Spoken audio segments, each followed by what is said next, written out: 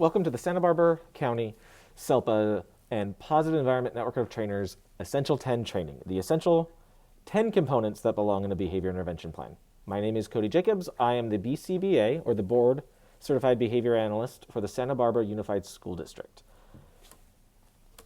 Before we get started, we want to go ahead and ground ourselves. So here's where we want to set our intention. So first we're going to take a deep breath in and a deep breath out.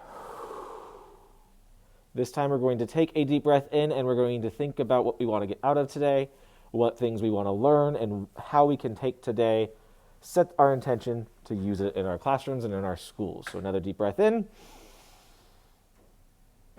and a deep breath out. Today we're going to go over what the Essential 10 actually is. Since this is the first quick delve into what the Essential 10 are, we are going to understand the importance of the Essential 10. Then we're going to go over the first essential, which is defining challenging behavior, and we will be able to define maladaptive behavior in objective and specific terms. And last, we're going to go over the second essential, which is the frequency, intensity, and duration data, so that informal data that helps navigate and give us a way to support our interventions. So what is the Essential 10? The Essential 10 are the 10 things that need to be in a behavior plan. The Essential 10 are the components of a behavior intervention plan that provide the most relevant interventions and information to support student behavior. It is a rubric that was created by the state of California's Positive Environment Network of Trainers to help support educators in creating behavior intervention plans. They contain elements that are rooted in behavior analysis and show the best practices to support students in education. It also satisfies all legal requirements for BIPs under the Individuals with Disabilities in Education Act, as well as the California Ed Code. So what comprises the Essential 10? The Essential 10 things that need to be in a behavior intervention plan are first and foremost the challenging behavior. What is the definition of the thing that we are seeing that is impeding a student's ability to access their curriculum or education? So the second part is that frequency, intensity, and duration data, that informal data. Antecedent information, so what is causing or triggering the behavior, the environmental factors, what's going on in the environment that might be contributing to the behavior, looking at that socioeconomic background, looking at cultural background, looking at all those things that might be impacting the environment. Looking at the function of the behavior, so why is the student doing what they're doing? What is the replacement behaviors? So what do we want them to do instead of that challenging behavior? What teaching strategies and materials are needed to support that student? What reinforcement needs to be done? What is the response to the challenging behavior? So how are we going to react if the challenging behavior occurs? And finally, how are we going to measure and monitor student progress and growth with the behavior intervention plan? Before we can talk about student behavior and how to define it, we first have to talk about social significance. So when looking at a student's behavior, we want to look at the social significance. So what is the need that that student has, and how will that targeted behavior be the most beneficial to the student? So if a student is running around the classroom, hitting, kicking, engaging in all those physical behaviors that we know students engage in, especially our tiny humans, what is the skill that that student needs? Is the skill asking for help, asking for a break, recognizing that they need to monitor their own behavior, to take those coping skills and self-monitoring breaks? What is it that skill that we can apply to help support that student? So that's social significance, right? And this is agreed upon by all parties, including the student. So when our students are old enough to start to make decisions about their life and their decisions, about what they're doing in their own autonomy, we should really give them the ability to talk about their behavior and what they think is the problem, along with all of those other pertinent parties, parents, teachers, school site officials. And we want to provide an overall support of that student's quality of life, right? So we want to make sure that we are looking at their behaviors from a developmentally appropriate place. Are they doing the same things that their peers are doing? Are we doing things that are appropriate for their age group, right? So all of those skills, especially in kindergarten, like when kids are running around, running into people, are they running into people to be mean? Are they running into people to get escape? Are they running into people to get that sensory input? So looking at it from that developmentally appropriate level, that developmentally appropriate lens, where we are looking at what are our students doing, what is their age group, right? We don't want to make a 5-year-old a 10-year-old and a 10-year-old a 20-year-old. We want to keep the 5-year-old a 5-year-old. We want to keep the 10-year-old a 10-year-old. Some examples of socially significant behaviors would be that self-injurious behavior. So cutting, self-mutilation, hitting self in those soft tissues, so eyes, temples, areas where it can cause some physical damage to their body. Physicality or fighting with peers. So when we're coming into contact with social issues where social relationships are going to be impaired, where there's physical fighting happening, those are the things that we want to get involved in and help support students. As well as defining socially significant behaviors as behaviors that can also impact a student out in the community with illegal activities that may put that student in legal troubles. So things like fire starting, bringing weapons, all of those things are examples of socially significant behaviors. Whereas some non-examples of socially significant behavior might be eye contact. Right? This is where looking at that cultural and social economic background will really help define that social significance, right? So eye contact doesn't necessarily need to be done or made or had in every single culture and every single demographic of student. So we really want to look at that socially significant behavior. Does eye contact really need to be done? Self-stimulatory behaviors such as hand flapping or pacing or vocalizations. When we go ahead and try to stop those self-stimulatory behaviors, they can come back out or resurface in other ways and oftentimes be worse. Not to mention the fact that those self-stimulatory behaviors are coping mechanisms. Those are the things that the kids are using to keep themselves calm, to keep themselves in a place of being able to get through their day. And if we take away that self-stimulatory behavior, we're taking away their coping skill. So we need to find appropriate places and appropriate times for them to use that social coping skill. Instead of maybe in the middle of class, we go take a break and we can have that time outside. But we don't want to stop the socially significant behavior of hand flapping because that is helping that student maintain composure and cope, as well as compliance. So we want to avoid compliance for compliance sake, right? So a lot of the times, especially with the tiny humans, our little elementary kids, we teach them to listen to the adults, but we need to make sure that we're also teaching them that their words have power and that it is okay to say no, unless if there's a safety reason, right? If a kid's going to run into the middle of the street, no, the kids need to know that there's a safety issue. So we always want to make sure we're explaining things and looking at the socially significant behaviors and not just forcing our kids to comply with us because we are the adult in the room. There should always be a reason. So we're going to have a few active response questions throughout this presentation just to make sure we're getting the information and understanding what's going on. So what is the purpose of the essential 10?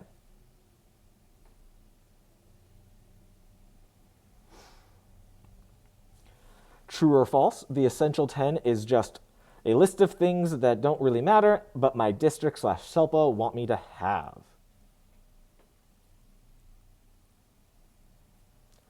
And 3, true or false, self-injurious behavior is a socially significant behavior to target for intervention. Correct. So all of those things we just talked about. What is the purpose of the Essential 10? It is a rubric-based tool for guidance in creating actionable, objective, and specific behavior intervention plans. True or false, the Essential 10 is just a list of things that don't really matter, but my district/SELPA want. False, the Essential 10 is extremely important. It kind of aligns with the IDEA, as well as California Ed codes, federal regulations, and things that are going to make our behavior plans effective for our students, as well as effective for our staff to be able to read. And true or false, self-injurious behavior is socially significant behavior to target for intervention. Yes, true. We want to make sure that we are keeping our students safe at all times when they are on campus. So targeting self-injurious behavior is a socially significant behavior to target. So now we're going to go into our first essential, that challenging behavior. So hopefully by the end of this section, we will be able to define maladaptive behaviors in objective and specific terms. So that challenging behavior, what is the main behavior impeding the learning or impeding the learning environment, right? So we want to define the challenging behavior clearly so it can be identified and the occurrence and non-occurrence can be recorded. So this is where we want to be very clear with what we're looking at. What is the behavior? What is happening? Anyone can walk in the room and see the thing that is the problem or see the thing that is impacting the learning environment, right?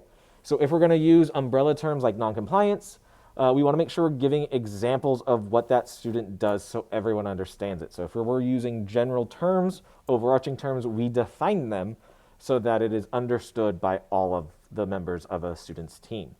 And if there are multiple behaviors, we either try to focus on one or maybe two, and we number each behavior so that they correlate to the matched function and the matched intervention later in the plan, right? So if we're having two or more behaviors, or one or more behaviors, they're numbered. So we can say, for this behavior, we do this, for this behavior, we do that, and they're matched. So what are the key components of trying to figure out that challenging behavior? First step is to pick the 1 to 2 most significant behaviors to target for change. So what are the 2 most impactful behaviors that are happening in the classroom, happening in that learning environment, happening on campus, right? So oftentimes there are more than one behavior, more than 2 behaviors occurring in rapid succession. So we want to look at everything going on in the room to be like, okay, this is the most impactful behavior. This is what we're going to target. So when those behaviors do occur in rapid succession, if they all have that same function, the same reason for occurring, those behaviors can be defined and addressed adequately in the same plan. So don't worry if you have 2 behaviors that look very differently. If they function the same, we can put them in the same plan. What we want to do is when we're looking at those socially significant behaviors, we define them in observable and measurable terms so that we know what we're doing. We can have other people come in and see what the behavior is. We know what's going on. Anyone can see them, and those behaviors actually change what's going on in the learning environment. So some key components to ask and questions to ask yourself when you're going through trying to figure out what that challenging behavior is. What is the behavior that is impeding the learning? So what is that biggest thing impeding the learning? What does that behavior look like? If it's a punch or a hit, what does that hit or punch look like? It's a closed fist with the thumb in a certain area, moving forward towards a person's face, making contact with that person's face. What does that specific behavior look like? If it is a disruptive behavior, what does that disruptive behavior look like? It is a student getting up out of their chair, running around the room, grabbing materials off a student's desk. What does it look like? And finally, what does that behavior get? What is the student getting out of that behavior they're engaging in? Are they getting attention from peers? Are they getting removed from the classroom? Are they escaping a social or learning environment that they don't want to be in? Are they getting some sort of sensory input? So what are they getting by engaging in that behavior? Another important note to keep in mind about behavior is when we're defining behavior, we have to watch our language. Our language is extremely important. So when we're describing a situation, talking to or talking about a student, we always want to remember to be respectful of that student because first and foremost, they are individuals, they are people. So we want to be respectful to them. We want to keep their dignity in mind. We want to avoid that pointed and triggering language. We want to think about the connotations of the words and language we are using to define behavior. And we also want to think about the real life implications and consequences of how we define that behavior. First and foremost, they are children under the age of 18. They have no autonomy to make their own decisions for themselves. They are required to be in school by California code because it is compulsory. California is one of the only states in the nation that has education as a right in our Constitution. So because we have it as a right in our Constitution, we get laws like compulsory education laws where they have to be in school. So when we're looking at student behavior, we want to keep in mind they have to be here. It is a legal requirement for them to be in school. So when we're looking at their behaviors, we want to think about the real-life application of how these behavior definitions are going to be used to support them and oftentimes used against them, especially if our students are old enough or have the ability to be cognitively aware of a lot of what they're doing. These things that we use to describe their behavior can be used against them. I have been a behaviorist for about 5 years, and I have heard stories from other behaviorists where they've defined a student's behavior as aggressive, where they're called by attorneys, where they're called by law enforcement offices, where they're called by these different agencies because a student has engaged in criminality or criminal behavior, that they then use the behavior plans that those behaviorists had written because they say aggressive to have a harsher punishment for that student, right? When we're coming at student behavior, when we're looking at student behavior, we are looking at what is going on in that environment. What is the behavior actually called? And we have a responsibility to check the language that we use to make sure that we are protecting our students, both socially and emotionally, as well as legally. So we want to make sure we are supporting them and not inadvertently hindering their progress, their success, and their growth. So when it comes to that, looking at aggressive language, looking at the definition of aggressive, right? So aggressive is that feeling of anger that comes out physically or verbally with the intent to harm, hurt, or kill. The word aggressive sets us up to be anxious. When we see that, when we hear that, we as adults already kind of go into that fight or flight. We don't want to be hit. We don't want to be kicked. Same with our teachers. They don't want to be hit. They don't want to be kicked, right? Our students are hitting and kicking to meet a want or a need that they have. Their intent, we don't know what it is until that situation is over. More than likely, that student's intent is not to hurt anyone. It is to meet a want and a need in the only way they know how. So if we're setting our staff up for failure by using the word aggressive, we're setting our students up for failure by using the word aggressive. So everyone has failed when we come in with a word that has such a deep meaning that can set off so many different behaviors in us as adults as well as students. So we want to keep the language neutral as best as we can, right? So instead of saying aggressive behavior, we want to say physical behavior, because physical behavior is simply the act of definable motions, right? Or actions that occur without knowledge of intent. So aggressive behavior, violent behavior, that is us as adults putting in our adult brain thoughts into a child's behavior, saying we know that they're trying to hurt us, when instead they're just engaging in physical behavior to meet or want or need. There's probably no intent to hurt us, and until we know for sure that the intent is to hurt or harm us, we don't want to use those triggering language, those triggering words. So we want to keep it as neutral as possible when we are defining student behavior. So how do we define behavior? How do we define student behavior? There are a few different ways that we can define student behavior. The first way that we can define student behavior is simply by how it looks, right? So what are we seeing? What does that behavior look like? So if we took kicking, for example, it would be kicking is defined as standing, bending a single knee so that the heel is touching the backside, then pointing the toe and moving it forward at a high rate of speed, away from the body, making contact with another individual. Right? So that is how it looks. We can visualize, we can see, we know that that is what a kick is considered. So we can define by how it looks. We can also define by how it functions. So what are the students getting from engaging in that behavior? Right? So Kayla screams, we define what a scream is, and it's to receive attention from an adult staff member that is closest to them. So we know that when Kayla screams, it's her hands in the air, it is above 85 decibels, and it's to receive attention. Right? So we know that is why she is doing what she's doing. And then we can also define a cluster of behaviors that have the same function. So if they're all the behaviors that we're seeing, from that physical to those words to the screaming, all are for the same function, the same reason, to get that attention, to escape the classroom, to get access to a preferred item, or to use a coping skill for that sensory input. We can all define them in the same behavior plan, right? So as long as they have the same function, we can use the same behavior plan. So with physical behavior, we define it, labeled it, and our second behavior, we've labeled it and defined it with vitriol.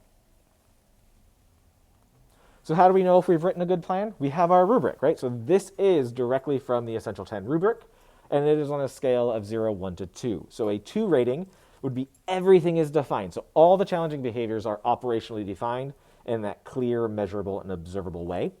And if there are any behavior categories listed, like noncompliance, they are also defined in a clear, observable, and measurable way. So every behavior that we're using is defined in a clear way that anyone walking off the street would be able to understand.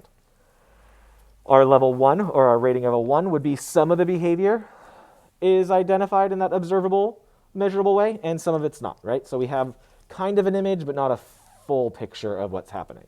And then a rating of a 0 would be no challenging behavior is stated in an observable or measurable way, right? So it's using students' attributes, it's hypothesizing things instead of describing what we're actually seeing.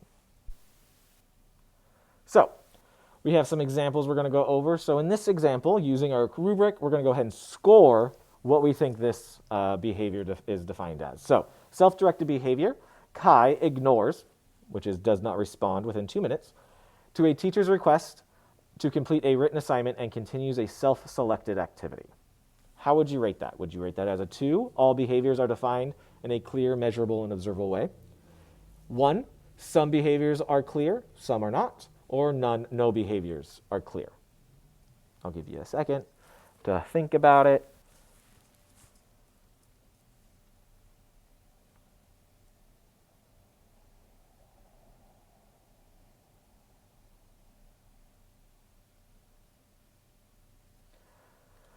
Okay, so for me, what we went ahead and rated this as was a rating of 2, right? So we know that it's self-directed. We have a great name for the behavior. We have it defined. Kai ignores teacher requests to complete a written assignment and continues a self-selected activity.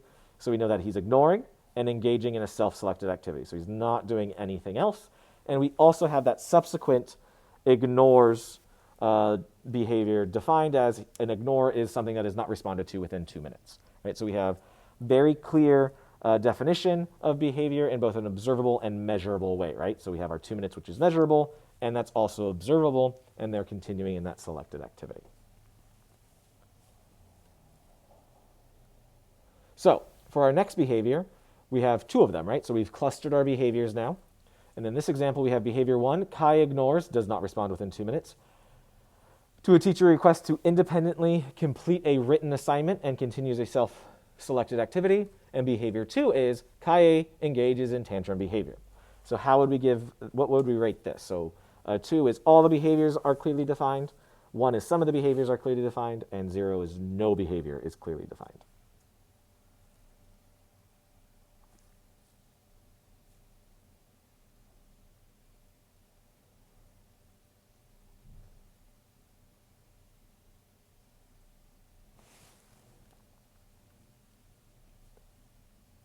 Yeah, exactly. I would give this a 1 as well. So some of the behaviors are defined, right? So we know we have 2 behaviors and they're going to function as the same reason because they're combined. But what we don't know is what does that tantrum behavior actually look like, right? So we have the first behavior is very clearly defined. We know that he's ignoring the teacher for 2 minutes. We know that they are still engaging in that self-selected activity. So we can clearly see and define what that behavior is. Behavior 2, however, engages in a tantrum. What does that mean? I'm sure we all can close our eyes right now and think of a student who engages in tantrum behavior. And some of us might think a tantrum is running around the room, throwing hands in the air, and screaming and yelling and disrupting the classroom, right? But what if that's not the way that Kai engages in a tantrum behavior, right? I've worked with students before who tantrums are actually just them sitting on the ground pouting. They're completely quiet, but their tantrum is a pout sitting on the ground, right? So what is that tantrum behavior for Kai? I would say to improve this, we want to define what that tantrum behavior looks like, what is actually happening. So I would give this a 1 because not all of the behaviors, some of them are defined in that measurable, clear, and observable way. So for this last challenging behavior example we have Kai is lazy and non-compliant with staff directions. What would we go ahead and say this is rated as? 2, all behaviors are defined. 1, some behaviors are defined. 0, no behaviors are defined.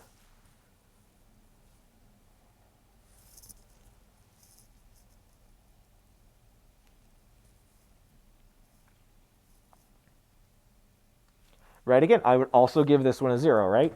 And this one, Kai is lazy and non-compliant with staff directions. That doesn't tell me what he is doing. That doesn't tell me what Kai is engaging in. That also gives me some information about Kai as an attribute, not necessarily what is happening in that learning environment, right? So the needs for notes for improvement. Here I would say this behavior defines attributes and makes judgments about Kai's behavior instead of defining the behavior in observable, specific, or measurable terms, right? So we definitely want to make sure we are being very clear and taking all that judgment and internal biases out of the definitions of the behavior. So we have one final example.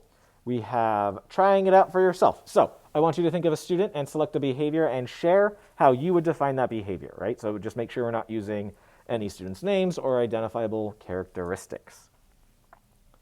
For those of you who are watching this video, go ahead and pause now and think about what you would go ahead and define a student's behavior as.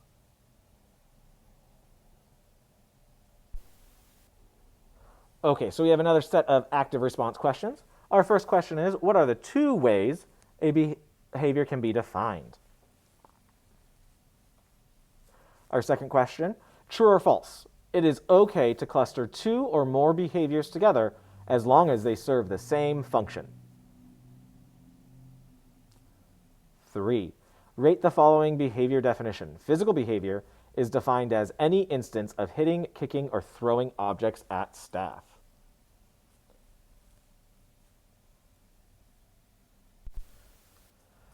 Awesome. Okay, so what are the 2 ways to define behavior? We can define behavior by how it looks or by how it functions. So what are they getting out of it? What does it look like? True or false, it is okay to cluster 2 or more behaviors together as long as they serve the same function. Completely true. If there are 2 behaviors that look different but have the same function, are the students engaging in that behavior to get the same thing, we can definitely put them in the same behavior plan. And 3, rate the following behavior definition. Physical behavior is defined as any instance of hitting, kicking, or throwing objects at staff. For me, this definition would probably be rated as a 1. This is a definition that I actually used when I first started as a behaviorist, where I gave the staff the physical behavior was throwing objects at staff. And one day after I gave them this plan, I walked in and there was over 100 tallies for physical behavior. And I was like, oh no, are you guys okay? What happened? Was anyone injured? And they were like, oh, it's no big deal. We were just outside playing catch. So, we were tracking every single time he threw something at us because it says throwing objects for physical behavior. And that was a huge awakening and learning lesson for me, where we really need to make sure that we are clear in defining our student behavior for our staff, right? So this is where it's a great idea to put in non-examples and examples of what our behavior definitions are. So physical behavior is defined as any instance of hitting, kicking, or throwing objects not intended to be thrown at staff. A non-example would look like staff members playing catch and having a basketball thrown at each other or thrown to each other. And an example of this behavior would be taking a pencil and throwing it at a staff member, or taking a crumpled up pieces of paper and throwing it at staff members, right? So we're giving examples and exemplars of what we mean by our behavior. So now it's time for the essential number 2, our second one. This is all about data, that frequency, intensity, and duration, right? The information that we have that got us into the room to begin with. So some components to evaluate when we're thinking about that data piece is, what is that baseline information? Where are we currently? What is currently happening in the room? What is currently happening with the behavior? How long, how severe, and how often are the behaviors occurring? We need to know, right? The reason that we need to know these things is because baseline information is incredibly important, and having accurate information truly helps make data-driven decisions, right? So we need to have our data early on for our baseline to know if improvements are being made in student behavior, if behaviors are increasing because of our intervention. We need that baseline information to be able to make accurate and supportive decisions and data-driven decisions for our students. So some things to keep in mind, some components to keep in mind when we're going through looking at our data for our behaviors are quantifiable, relevant dimensions of behavior, right? So that frequency, intensity, and duration. We want to know, how often is a behavior occurring? How severe is that behavior? And how long does it occur for, right? So is the behavior lasting for 5 minutes or 5 hours? How intense is it? What is the impact on the environment? What is the impact on that student? How much force, how much strength, how much depth is being put into that behavior? And how frequent, how often? Is it happening once a day, 5 times in 5 minutes, once a week, once a month? All of those things we truly need to know if the behavior is increasing, decreasing, getting better, getting worse, and if our interventions are actually working. When it comes to the intensity, we also need to know how severe it is, so we need to know what's going on, where the behavior is occurring, and how significantly is it impacting the environment and that individual student, especially when it comes to self-injurious behaviors, because we need to know how severe that self-injurious behavior is so we know how strong to come in with an intervention. If a student is, punching a wall, we're probably going to come into that self-injurious behavior very differently than if they're punching their own face, right? So we need to know how severe, how much force are they using when they're engaging in that physical behavior to make sure that we are appropriately addressing the severity. And when it comes to best practices would be identifying and collecting baseline data for all the relevant dimensions of behavior, right? So we're collecting intensity, frequency, and duration data for all of the behaviors. And the baseline data should directly connect to the target behavior. So if we're looking at a physical behavior where they're throwing punches and they're kicking and they're hitting and they're throwing items, that is the behavior that we are recording. We're not looking at, them leaving the room and recording leaving the room behavior when we're documenting physical behaviors, right? So the data that we're collecting directly correlates and matches with the target that we wrote, the behavior that we defined. So for our rubric for frequency, intensity, and duration, it's, again, that 0, 1, and 2 scale. So our scale rating of a 2 would be 2 or more dimensions are described in detail with quantifiable, observable data. A rating of a 1 would be at least one dimension is described with identifiable and observable data, and or dimensions are identified but lack detail. And our 0 would be there is no data and there is unable to determine any kind of baseline, right? So for some examples that we have Kai hits with a frequency of 5 times a week. Intensity can leave a red mark, no bruising or broken skin, and duration, its hitting can last from 10 seconds up to 3 minutes at a time, right? So where would we define, or not where would we define, how would we rate this informal data? 2 would be at least 2 or more dimensions are described in detail with quantifiable observable data. 1 would be at least one dimension is described, and 0, no dimensions are described. Correct. I would probably rate this as a 2. So in this one, we have at least 2 dimensions of behavior. So we have frequency, duration, and intensity. So we have all 3, but at least 2. They are described in detail with quantifiable and observable data, right? So we know it's quantifiable because it's 5 times a week. We can say what the intensity is because we've described it in that observable moment of leaving a red mark, but it's not bruised and it's not broken skin. And we know what the duration is because we know it can last from 10 seconds up to 3 minutes. So I don't have any notes for improvement on this behavior because this behavior includes both the measurable and the observable examples. Here we have Kai hits 5 to 10 times. How would we rate this one? A rating of 2, 1, or 0. So I would also give this behavior a rating of a 1, right? So this behavior has both measurable and observable examples, right? So we know that it hits 5 to 10 times, but it only provides one dimension, right? We only know one dimension of the behavior, and it's not really specific. It lacks detail, but there is something there, right? So the behavior has included some things, but not clearly defined and not more than one. So our last example of data would be throughout the day, all the time, continuous, or rarely. Those words. How would we define that? The behavior happens throughout the day. It happens all the time. It's continuous. 2, 1, or 0. Yep, correct. I would probably also rate this as a 0. This behavior does not have any dimensions, so we want to make sure that we are providing at least 2 areas in either frequency, duration, or intensity, and providing details about what is actually happening in the classroom with that student's behavior. So I would also rate this as a 0. Okay, so you're going to go ahead and try it for yourself. You're going to think of a student and select a behavior and share how you would describe their baseline. Again, we want to make sure we are not using any identifiable characteristics or names of our students. So what would you think? Go ahead and take a minute to think about a student, and we'll share in a second. For those of us who are watching the video, go ahead and take a minute to pause the video and think about a way you would describe student data.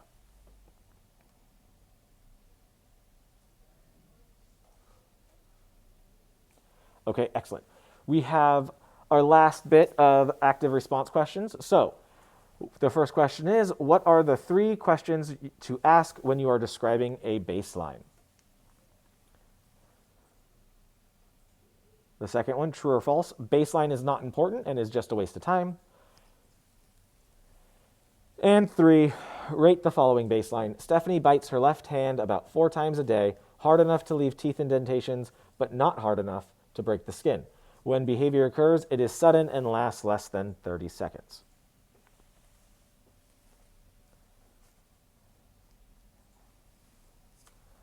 So,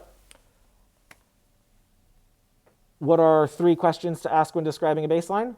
How often, how long, how severe, right? So what is the behavior? How long is it occurring? How often is it occurring? And how severe is it? Is it causing red marks? Is it drawing blood? Is it doing nothing? Is it just annoying? All of those things. True or false, baseline is not important and just a waste of time. False, baseline data is incredibly important and helps guide our practice and interventions throughout the time that we are working with that student. So it is incredibly important to have baseline data. And finally, rate the following baseline. Stephanie bites her left hand about 4 times a day, hard enough to leave teeth indentations, but not hard enough to break the skin. When a behavior occurs, it is sudden and lasts about 30 seconds. So for me, I would rate this behavior definition or baseline as a 2, because we have multiple criteria points, multiple areas of definition for behavior. It's very clear. We know it happens about 4 times a day. We know it's her left hand. It's hard enough to leave indentations, but not hard enough to break the skin, so we know that severity. And of course, with it lasting less than 30 seconds, we know the duration. So that is a very clear rate of behavior, and that is a very clear baseline for what we were defining as self-injurious behavior. So that is pretty much the end of the presentation. Any questions you have, we can go ahead and answer.